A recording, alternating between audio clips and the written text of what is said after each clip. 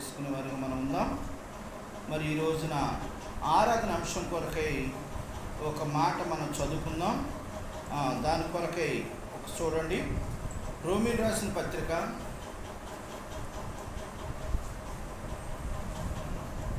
6వ అధ్యాయము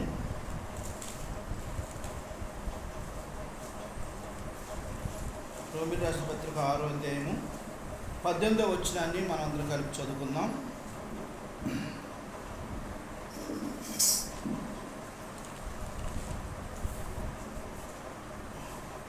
రోమీయులకు రాసిన పత్రిక 6వ అధ్యాయం 18వ వచనం మనం అందరం కలిపి చదువుకుందాం. పాపము నుండి విమోచింపబడి నీతికి దాసులైన అందుకు దేవునికి స్తోత్రము. మరొకసారి, పాపం నుండి విమోచింపబడి నీతికి దాసులైనందుకు దేవునికి స్తోత్రము. దేవుని సంకల్పంగా చిన్న ప్రార్థన చేసుకుందాం. ఈరోజు ఆరాధన అంశ భాగంలో నుండి మన అంశ భాగం ఏమనగా, మన ప్రభువైన యేసుక్రీస్తు వారు విమోచకుడు. ఎవరండి? విమోచకుడు. ఇక్కడ ఆ అంశ భాగాన్ని మనం ధ్యానం చేసుకునే ముందుగా మన పరిశుద్ధ గ్రంథం పైకి చూపిద్దాం. ముందుగా పైకి చూపించి బైబిల్ పాడుకుందాం. పఠింప శ్రేష్ఠ గ్రంథము బైబిల్, పఠింప శ్రేష్ఠ గ్రంథము బైబిల్, అనుదినం పఠించిన ప్రేమతోడ నడుపును, ఓ పఠింప శ్రేష్ఠ గ్రంథము బైబిల్. ప్రభువైన యేసుక్రీస్తు వారు ఇక్కడ మన అంశ భాగాన్ని మనం గమనించినట్లయితే, ప్రభు మనతో మాట్లాడుతున్న మాటని, మన ప్రభువైన యేసుక్రీస్తు వారు ఎవరు? విమోచకుడు అనే అంశ భాగం మీద ఈరోజు మనం కొన్ని భాగాలు మనం ధ్యానం చేసుకొని మనం ఆత్మతోనూ సత్యముతోనూ ఆరాధించేవారిగా మనం ఉందాం. ఆయన ఏ సందర్భాల్లో నిన్ను నన్ను విమోచించారు, ఏ సందర్భాల్లో నిన్ను నన్ను విమోచిస్తూ వచ్చారు అనే అనుభవాన్ని ఒక్కొక్కటిగా మనం ధ్యానం చేసుకుంటూ వద్దాం. మొట్టమొదటిగా మనం ధ్యానం చేసుకున్న మాట, ఆయన ఏ విషయంలో మనం విమోచించాడు అంటే, రోమీయులకు రాసిన పత్రిక 6వ అధ్యాయము 18వ వచనము ఒకసారి చదువుదాం. 6:18లో ఒక మాట చదువుదాం మళ్ళీ.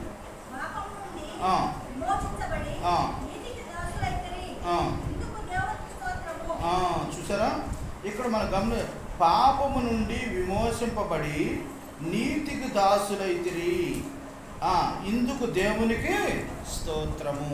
నువ్వు దేవుని స్తుతించే విధానాన్ని మనం గమనించినట్లయితే, ప్రభువైన యేసుక్రీస్తు వారు నిన్ను నన్ను ఏ విషయంలో విమోచించాడు అంటే, ఏ విషయంలో నిన్ను కాపాడుతూ వచ్చాడు అంటే, ఇక్కడ ప్రభువారు చెప్తూ వస్తున్నారు, పాపము నుండి విమోచింపబడి నీతికి దాసులైతిరి. ఒకప్పుడు మనం పాపములో ఉన్న వారము, పాపములో ఉన్న మనల్ని పాపము నుండి ఆయన ఏం చేశాడట? విమోచించబడ్డాము. విమోచన అనగా మీకు చాలాసార్లు చెప్పే ఉంటాము, ఏ విషయాల్లో దేవుడు నిన్ను నన్ను విమోచించాడు అనేది మనం జ్ఞాపకం చేసుకుంటే, ఇక్కడ మీకు ఒక ఉదాహరణ చెప్తాను. మీకు ఎన్నోసార్లు చెప్పుకుంటాం, అయినా సరే ఒకసారి మన జ్ఞాపకం కోసం, మరి ఒక చిన్న గేదె దానితో మరి ఒక యజమానుడు పెట్టుకుంటూ వస్తున్నాడు. ఆ గేదె ఏం చేసిందంటే, బాగా పండి ఉన్న చేలో పడిపోయి తింటుంటే ఆ చేను యజమానుడు చూసి దాన్ని పట్టుకొని కట్టేస్తే అప్పుడు ఈ గేదె యజమానుడు ఆయన దగ్గరికి వచ్చాడు. ఆ పొలమైన యజమాని దగ్గరికి వచ్చి, అయ్యా, ఆ గేదె నాదే, మమ్మల్ని క్షమించయ్యా, అది తెప్పుకొని వచ్చేసింది, మరి మీకు ఎంతైతే నష్టం జరిగిందో, ఎంతైతే తిందో అంతవరకు మేము డబ్బులు కడతామయ్యా, దాన్ని మాకు విడుదల చేయండి అయ్యా అంటాడు. అంటే అలాగైతే మరి ఇప్పుడు వరకు ఇది చాలా వరకు తినేసింది, మరి పంట అంతా తినేసింది కనుక మరి ఒక 10,000 కట్టు, 5,000 కట్టు, ఎంతకంత వాళ్ళు వేస్తారు. వేసినప్పుడు ఆ గేదె యజమానుడు ఏం చేస్తాడండి? కట్టి ఆ గేదెను ఏం చేస్తాడు? విడిపిస్తాడు. దాన్నే విమోచన అంటారు, విడుదల. అర్థమైందండి? నిన్ను నన్ను కూడా ప్రభువైన యేసుక్రీస్తు వారు కూడా అలాగే విమోచించాడు. ఆయన ఎలా విమోచించాడంటే, ఆ యొక్క గేదె యజమానుడు డబ్బులు కట్టాడు. అలాగే మన ప్రభువైన యేసుక్రీస్తు వారు మన కోసం ఏం కట్టాడంటే తన ప్రాణమే పెట్టాడు, రక్తాన్ని క్రయధనంగా చెల్లిస్తూ వచ్చాడు ఆయన. అందుకనే ఇక్కడ ప్రభువారు ఏమన్నారంటే 18వ వచనంలో చక్కని మాట చెప్తూ వచ్చారు, పాపము నుండి విమోచింపబడి నీతికి దాసులైతిరి, మరి మనం అందును బట్టి ఇందుకు దేవునికి స్తోత్రము, వందనాలు అని దేవుని మనం ఏం చేయాలి, ఆరాధించాలి. ప్రభువా, ఒకప్పుడు పాపిగా ఉన్న నన్ను ఈరోజు నీతిమంతుడిగా చేసినందుకు మీకు వేలాది వందనాలు, స్తోత్రాలు ప్రభువా అని దేవుని ఆత్మతోనూ సత్యముతో మనం ఏం చేయాలి, ఆరాధించాలి. ఆయన నిన్ను విమోచించాడు, నిన్ను విడుదల చేశాడు, నిన్ను కాచి కాపాడుతూ వచ్చాడు, ఆ భయంకరమైన ప్రమాదం నుండి నిన్ను విడిపిస్తూ వచ్చాడు. అందుని బట్టి దేవునికి మనం ఎంతగానో కృతజ్ఞతాస్తుతులు చెల్లించబద్ధులమై ఉన్నాం. ప్రియమైన దేవుని బిడ్డలారా, ఇది మొదటి సందర్భం. మన ఎలా ఏ సందర్భం నుండి విడిపించాడు దేవుడు, పాపము నుండి విమోచించాడు. రెండోది గలతీయులకు రాసిన పత్రిక, ఈ మాట చూద్దాం. గలతీయులకు రాసిన పత్రిక చూద్దాం, 1వ అధ్యాయము. గలతీయులకు రాసిన పత్రిక 1వ అధ్యాయము 4వ వచనాన్ని మనం ఒకసారి చదువుదాం.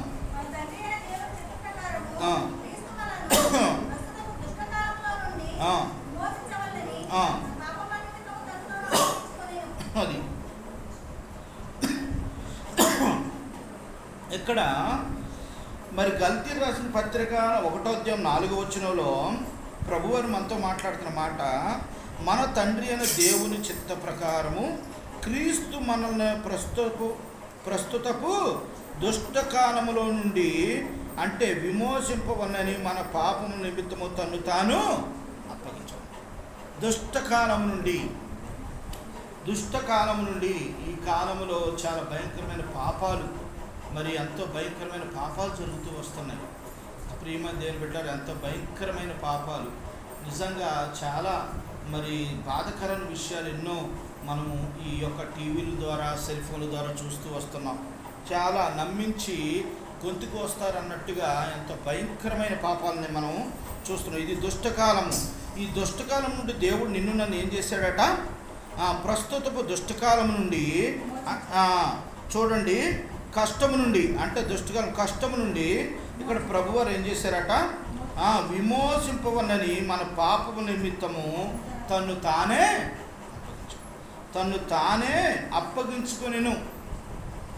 ప్రియమైన దేవుని బిడ్డలారా, నిన్ను నన్ను విమోచించటానికి, నిన్ను నన్ను ఈ కాలం నుండి తప్పించటానికి, కాపాడటానికి ఆ ప్రభువైన యేసుక్రీస్తు వారు తన్ను తానే, చూడండి, నీ నిమిత్తము తన్ను తాను అప్పగించుకున్నాడట. తన్ను తానే ఇష్టపూర్వకంగా అప్పగించుకున్నాడు.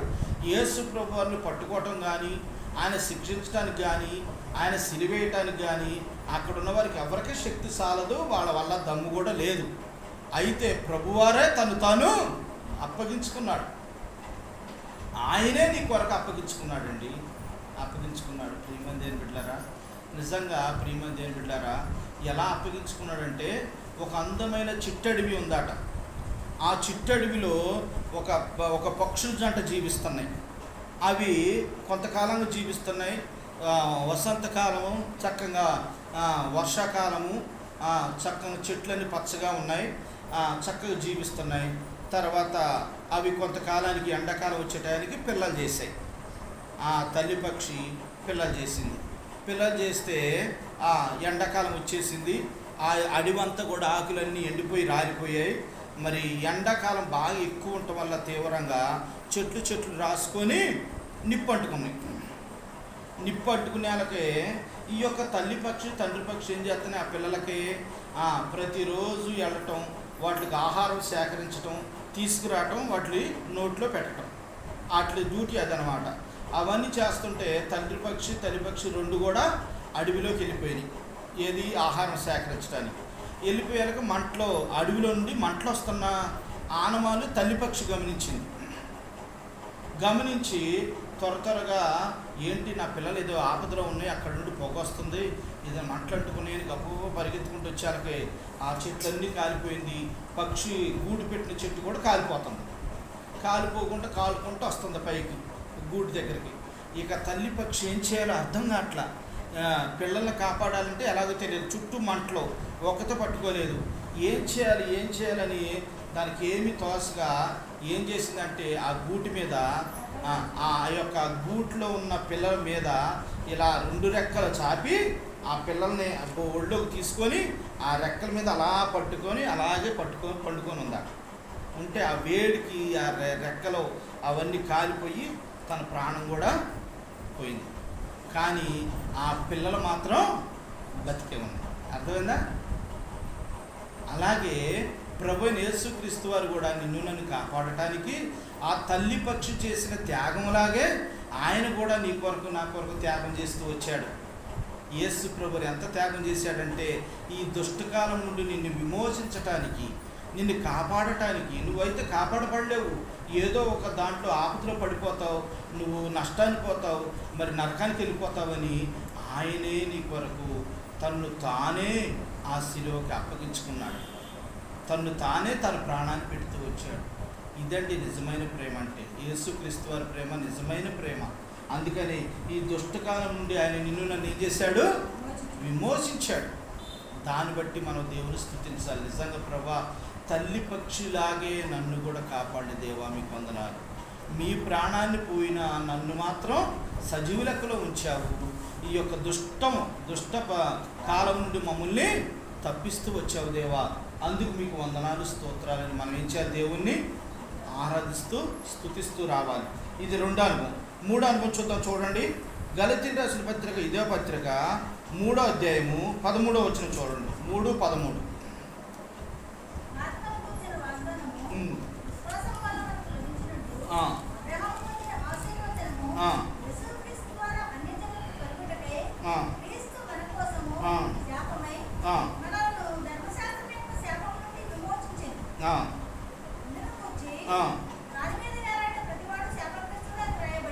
అది ఇక్కడ మనం గమనించినట్లయితే ప్రభువారు ఇక్కడ 13వ వచనము 14వ వచనంలో మనతో మాట్లాడుతున్న మాట చూడండి. ఒక మాట, ఆత్మను గూర్చిన వాగ్దాన విశ్వాసం వలన మనకు లభించినట్లు అబ్రహాం పొందిన ఆశీర్వాదము క్రీస్తు యేసు ద్వారా అన్యజనులు కలుగుటకై క్రీస్తు మన కోసము శాపమై, మన కోసం ఏమయ్యాడు? శాపమై. కింద చూడ 2 స్పీడ్ బోర్డు. శాపగ్రహి అయి అంటే శాపగ్రస్తుడుగా అయ్యాడు. శాపగ్రహి అయి మనల్ని ధర్మశాస్త్రం యొక్క శాపం నుండి విమోచించెను. ఇందును గూర్చి మ్రాను మీద వేలాడుతున్న ప్రతి వాడును శాపగ్రస్తుడని రాయబడి ఉన్నది. వాస్తవంగా ఆ యొక్క మ్రాను మీద వేలాడాల్సింది, అక్కడ శిక్ష పొందాల్సింది మనం. కానీ మనకి శాపానికి బదులుగా ఎవరు పొందారండి? ఆయన యేసుక్రీస్తు వారు శాపగ్రస్తుడయ్యాడు. ఎవరైతే ఆ మాను మీద వేలాడతారో వాళ్ళు శాపగ్రస్తులు. అంటే ప్రభువైన యేసుక్రీస్తు వారు ఏ పాపం చేయలేదు, అయినా సరే నీ కొరకు నా కొరకు ఏమయ్యాడు? ఆయన శాపగ్రస్తుడయ్యాడు. అర్థమైందండి? నిన్ను నన్ను విమోచించడానికి శాపగ్రస్తుడయ్యాడు, శాపమయ్యాడు. ప్రియమైన దేవుని బిడ్డారా, ఆయన నిన్ను ఎంతగా ప్రేమిస్తున్నాడో అర్థమవుతుందా? ఎంతగా ప్రేమిస్తున్నాడు? ప్రభు నాకు తెలియదు అన్నట్టుగా ఉంటావా లోకంలో? ప్రభు గురించి నువ్వు పట్టించుకోవా? ప్రభు నీ కొరకే ప్రాణం పెట్టాడని నీకు తెలుసా? నీ కొరకే ఆయన ఆ కలవరిశిలో ప్రాణం పెట్టాడు. ఎవరి కోసమో కాదు, నీ కొరకు, మన కొరకు, మనందరి కొరకు ఆయన ప్రాణం పెట్టాడు. ఎవరికి వారే మన గుండెగా చేసేసుకొని, ప్రభువా మరి నా కొరకు ప్రాణం పెట్టిన ప్రభువా మీకు వేలాది వందనాలు. ఇది బయట ఎక్కడో జరిగితే తెలియదు, కానీ మన కుటుంబంలో జరిగితే ఆ బాధ ఏంటో మనకు తెలిసింది కదా. ఆ బాధ ఏంటో మనకు తెలిసింది.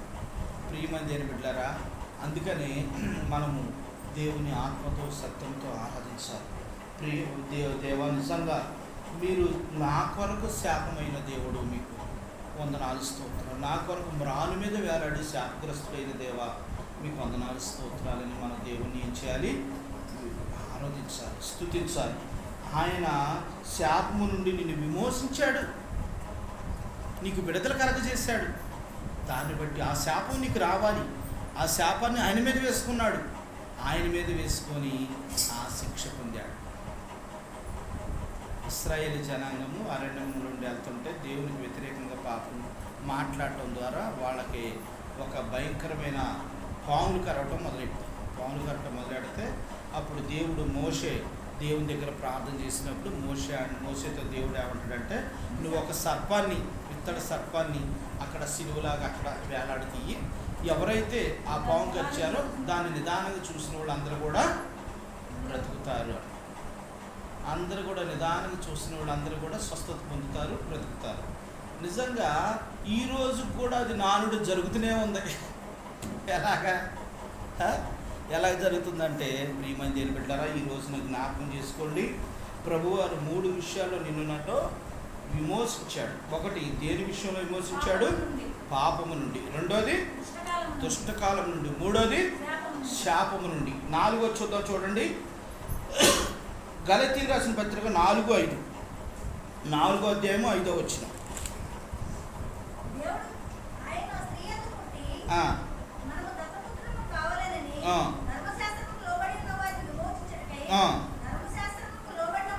అది ఇక్కడ మనం గమనించినట్లయితే ప్రభువారు ఇక్కడ అయితే ఇక్కడ చూడండి, అయితే కాలం పరిపూర్ణమైనప్పుడు పంపెను.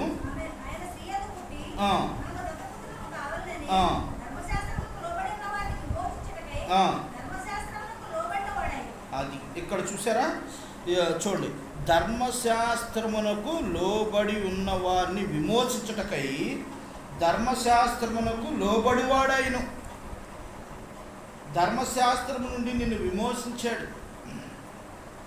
వాస్తవంగా నీవు నేను మనందరం కూడా ఆదివారం ఏ పని చేయకూడదు, పొయ్యి అంటీయకూడదు, ఏ పని చేయకూడదు. చాలా స్ట్రిక్ట్ రూల్ ధర్మశాస్త్రంలో. వాస్తవంగా అయితే దాని ప్రకారంగా నువ్వు నేను చేయిస్తే అసలు ఎప్పుడో నరకానికి వెళ్ళిపోవడం.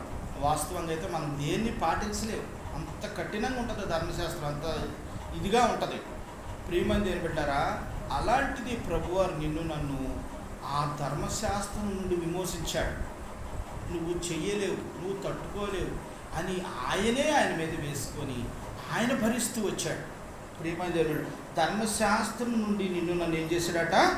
విమోచిస్తూ వచ్చాడు. అందుకని ఇక్కడ ప్రభువారు అన్నారు, చూడండి, ధర్మశాస్త్రము లోబడి ఉన్న వారిని విమోచించుటకై ధర్మశాస్త్రంకు లోబడిన వాడాయను.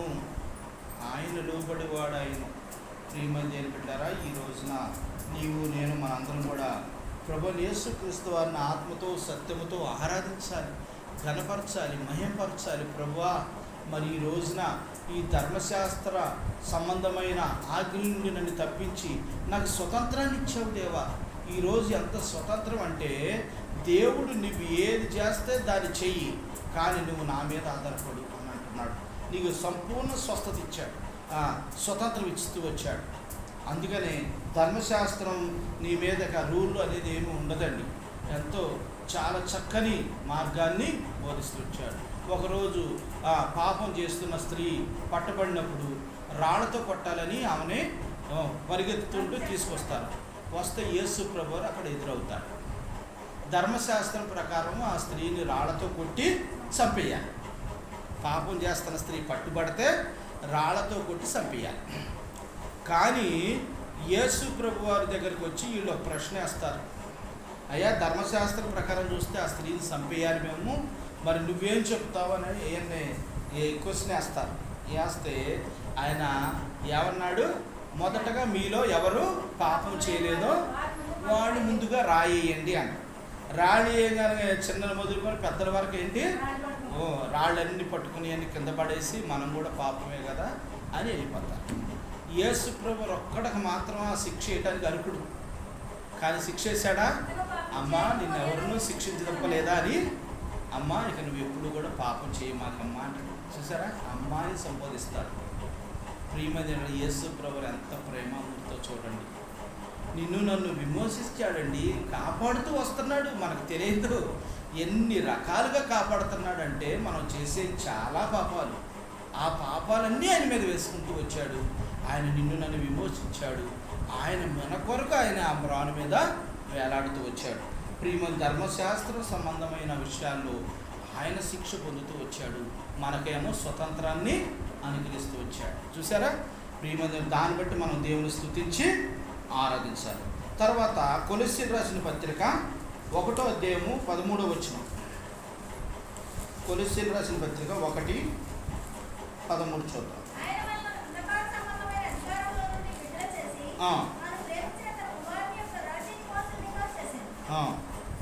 ఇక్కడ మనం గమనించినట్లయితే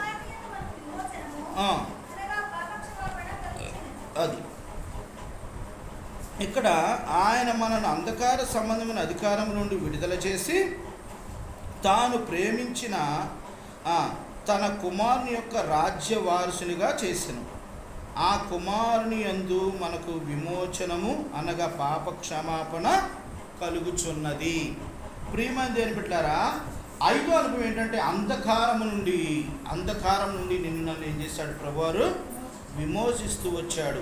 అంధకార సంబంధమైన అధికారం నుండి విడుదల చేసి తాను ప్రేమించే తన కుమారుని యొక్క రాజ్య వారసులుగా చేస్తూ వచ్చాడు.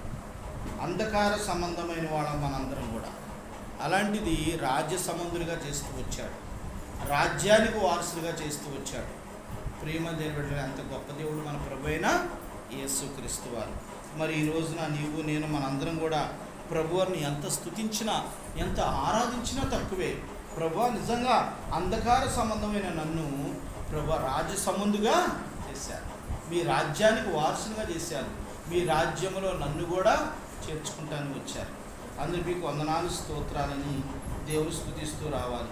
యేసు ప్రభు వారు అంటే వేసిన దొంగల్లో 2 దొంగలు చాలా భయంకరమైన కిరాతకులు. వాళ్ళ పక్కన సిలువేసిన దొంగలు భయంకరమైన కిరాతకులు. వాళ్ళు ఎంతోమందిని చంపారు, ఎన్నో విధాలుగా శిక్షకు అర్హులు అన్నమాట. వాళ్ళని కూడా ఏం చేశాడు?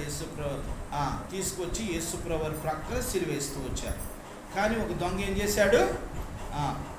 చేశాడంటే ఈ యేసుప్రభు వారిని ఎగతాళి చేస్తూ మాట్లాడారు. నువ్వు కూడా యేసుప్రభు అంటున్నావు, దేవుడు అంటున్నావు కదా, నువ్వు రక్షించుకొని మమ్మల్ని కూడా రక్షించవచ్చు కదా, నువ్వేం దేవుడు అది ఇది అన్నట్టుగా ఎగతాళిగా మాట్లాడుతూ వచ్చాడు. కానీ ఒక దొంగ మాత్రం పశ్చాత్తాపడుతూ వచ్చాడు. అయ్యా, నువ్వు అలా మేము ఈ శిక్ష మాకు న్యాయమే, మేము చేసిన పాపానికి ఈ శిక్ష, కానీ నువ్వేమీ చేయలేదయ్యా అని ఒప్పుకుంటాడు. ఒప్పుకొని, అయ్యా ప్రభువా, నీ రాజ్యంలోకి నన్ను కూడా చేర్చుకో ప్రభా, నేడు నువ్వు నాతో కూడా పరదేశంలో. వెంటనే ప్రభువారు మాటిస్తూ వచ్చాడు, వెంటనే చేర్చుకుంటూ వచ్చాడు. నిజంగా ఆ సందర్భాన్ని మీరు ఒకసారి ఆలోచిస్తే, ఒక్కసారి మనస్ఫూర్తిగా మనం కళ్ళు మూసుకొని ఆ సందర్భాన్ని కళ్ళు మూసుకొని మన కళ్ళ ముందు తీసుకుంటే, నిజంగా యేసు ప్రభువు వారు అక్కడ కాపాడటానికి ఆయన అర్హుడుగా ఉన్నాడు. అక్కడ ఆయన సిలువేశారు, వీళ్ళు సిలువలో వేయబడ్డారు. ఆయన ఎలా దిగొచ్చి కాపాడతాడు? ఆయన చచ్చిపోతాడుగా. కానీ సిలువలో దొంగ ఆయన నమ్మాడు. అది నమ్మకం అంటే అర్థమైందండి. ఆయన ఏ చర్చికి వెళ్ళలా, దశం భాగాలు ఇవ్వాలా, ఏ పని చేయాల, చర్చిగానే తెలియదు, ఎవరిని ప్రేమించాలా, ఎంతో భయంకరమైన కిరాతకుడు. కానీ యేసు ప్రభు వారిని కాపాడలేని స్థితిలో ఉన్నప్పుడు ఆయన దేవుడని నమ్మాడు. అందుకు ఆయన వెంటనే ఆయన రాజ్యానికి అది ప్రియమైన ఇక్కడ ఉన్న ప్రతి ఒక్కడం ఎవరైనా సరే యేసు ప్రభు వారిని నమ్మే విషయంలో మనస్ఫూర్తిగా నీవు నమ్మితే నీ హృదయంలో కార్యం జరిగింది. వెంటనే ప్రభువారు నిన్ను ఆస్వాదిస్తాడు, వెంటనే నీలోకి వచ్చేస్తాడు, ప్రభువారిని రాజ్యంలో చేర్చుకుంటాడు. అందుకని అంధకారం నుండి నిన్ను నన్ను విడుదల చేసి రాజ్య సముద్రంగా చేస్తూ వచ్చాడు. ఆ దేవుణ్ణి ఈ రోజున మనం ఏం చేయాలి? స్తుతిస్తూ ఆరాధించాలని ప్రభు పెట్ట మీకు మనం ఇప్పటి వరకు 5 సందర్భాలు చూసాం. ఒకటి పాపం నుండి విమోచించాడు, రెండోది దుష్టకాలం నుండి విమోచించాడు, మూడోది శాపం నుండి విమోచించాడు, నాలుగోది ధర్మశాస్త్రం నుండి విడుదల చేసి విమోచించాడు, ఐదోది అంధకారం నుండి విడుదల చేశాడు. తర్వాత 6, 7 చూసి మనం ఆరాధన చేస్తున్నాం. చూడండి, తీతు రాసిన పత్రిక చూద్దాం. చూడండి,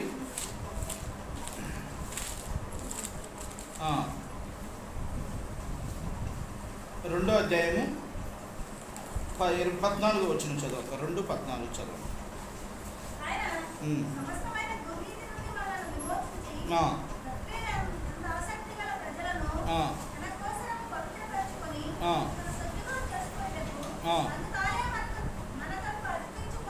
అది చూసారా, ఆయన సమస్తమైన దుర్నీతి నుండి మనను విమోచించి సత్క్రియల యందు ఆసక్తి గల ప్రజలను తన కోసం పవిత్రపరుచుకొని తన సొత్తుగా చేసుకున్నట్టుకు తను తానే, అంటే సమస్త దుర్నీతి నుండి నిన్ను విమోచించాడు.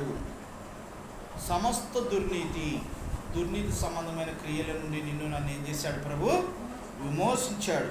విమోచించి ప్రభువారు ఇక్కడ అందుకని స్పష్టంగా ప్రభువారు మనతో మాట్లాడుతున్న మాటలో తన సొత్తుగా చేసుకునేను, తనకు తానే మన కొరకు అర్పించుకునేను, తన సొత్తుగా చేసుకునేను.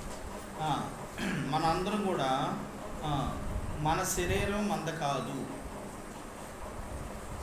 ఒకసారి ఒక సుధాకర్ దగ్గర డౌట్ వచ్చి ఈ మాట అడిగాం మేము. అడిగితే సుధాకర్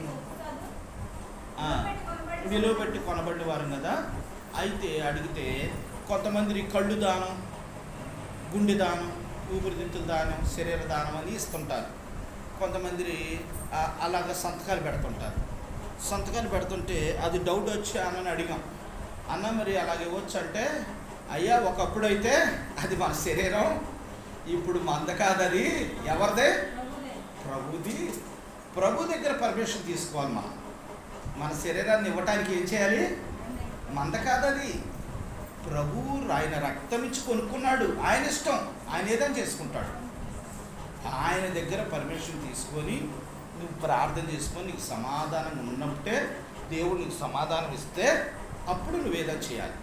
అంతేగాని నీ ఇష్టపూర్వకంగా నువ్వు నా కళ్ళు, నా శరీరం, నేనేదో చేయగలను, నా గుండె దానం చేస్తే 10 మందిని బతుకుతారు, అది కాదు.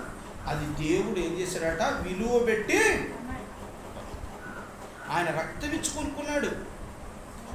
మన సొత్తు కాదు, ఆయన సొత్తు మనం. అందుకనే మనము సమస్త దుర్నీతి నుండి ఆయన నన్ను ఏం చేశాడంటే ఆయన విమోచించాడు.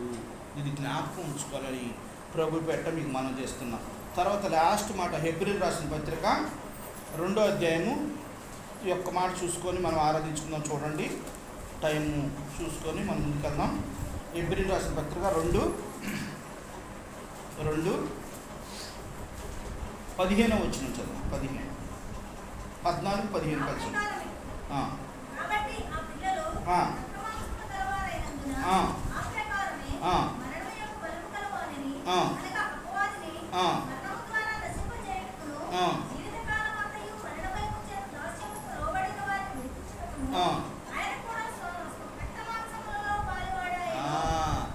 మరణము నుండి విమోచించడానికి ఆయన కూడా రక్తమాంసం గలవాడాయాడట.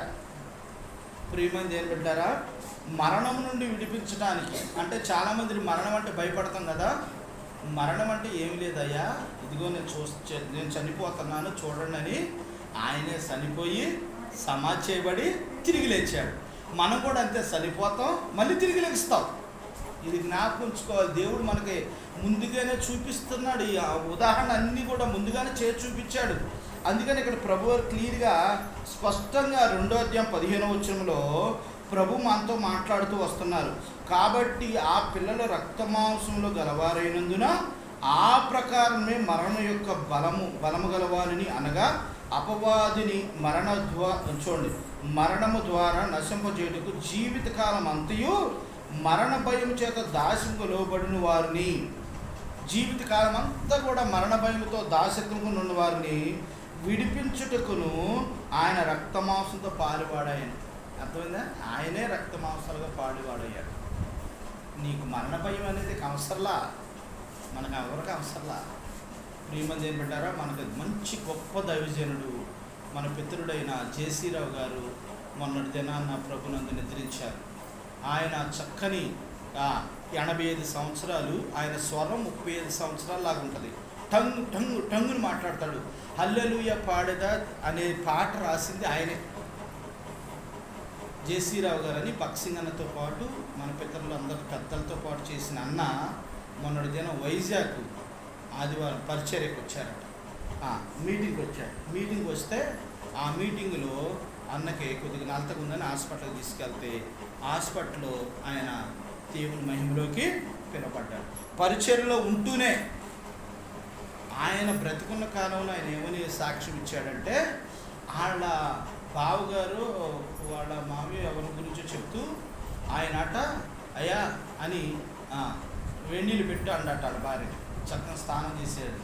కానబెట్టిన తర్వాత చక్కగా వేడి నీళ్ళు తలస్నానం చేసి ఫ్రెష్గా రెడీ అయిపోయి మంచి బట్టలు వేసుకొని కోట్ వేసుకొని ప్రభు నన్ను పిలుస్తున్నాడు, నేను వెళ్ళొస్తాను, మీరు అందరూ జాగ్రత్తగా ఉండాలి అని చెప్పి వెళ్ళి మంచం మీద పండుకుంటాడు. పండుకొని చచ్చిపోయాడు. అర్థమైందా మీకు? పండుకొని చనిపోయాడు. అస్సలకే ఆశ్చర్యం అనమాట. అన్నీ రెడీ అయిపోయాడు అందరూ. అసలు అసలుకి ఏం చేయాలో అర్థం కాలేదట వాళ్ళకి. అందరూ చూస్తున్నారు. రెడీ అయిపోయాడు, చక్కగా నీట్గా రెడీ అయిపోయాడు, తెల్ల కోట్ వేసుకున్నాడు, బైబిల్ పట్టుకున్నాడు. చాలా ప్రభు నన్ను పిలుస్తున్నాడు, నేను వెళ్ళొస్తాను, మీరు జాగ్రత్తగా ఉండండి, పరిచర్య జాగ్రత్తగా చేయండి అని చెప్పి వెళ్ళి మంచం మీద పండుకున్నాడట. ఇక లేగల అలాగే నిద్రించాడు. ఆయన మరణ భయం ఏమీ లేదు, చక్కగా పండుకున్నాడు. నిద్రలోనే ప్రభు దగ్గరికి వెళ్ళిపోయాడు. సేమ్ సిచ్యువేషను జేసీ రమణ కూడా అలాగే జరిగింది. పరిచర్యకి వచ్చాడు, పరిచర్య చేస్తున్నాడు, కొద్దిగా నలతకుందని హాస్పిటల్కి వెళ్ళాడు, హాస్పిటల్లోనే చనిపోయాడు. ఏమంది అంటున్నారా? వాడు మరణ భయానికి ఏం భయపడలా. చాలామంది మనం భయపడతాం, అయ్యో ఏమైందో, ఏంటి పరిస్థితి, ఏంటి ఆ పరిస్థితి అని భయపడతాం. ఏముంటుందండి, మరణం అంటే గాఢ నిద్ర, నిద్రపోవటమే. నిద్రపోయిన మనిషి ఎలాగా తెలియదో అలాగే చనిపోయిన వాళ్ళకి అలా తెలియదు, అంతే.